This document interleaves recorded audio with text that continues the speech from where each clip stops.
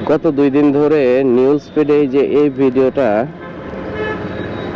প্রচুর আসতেছে, মানে দেখে মানবিক দিক থেকেও তো খারাপ লাগে। আসলে আমরা তো সৃষ্টির সেরা জীব, তাই না? আশরাফুল মাখলুকাত।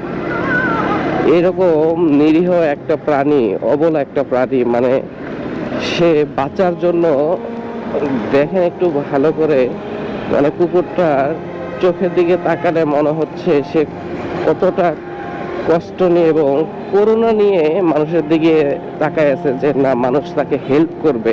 দেখে বোঝা যাচ্ছে কুকুরটা কোনো রকমে অসুস্থ। তাই বলে কি এত মানুষ থাকার পরও কি কুকুরটা কোনো হেল্প পেল না? এটা কোনো কথা? মানে মানুষ ভিউ কামানোর জন্য কত কিছু করে। চাইলেই তো বাঁচানো যেত, তাই না? কুমিরটা তো অনেক দূরে ছিল, চাইলেই তো এই প্রাণীটাকে আমরা বাঁচাতে পারতাম।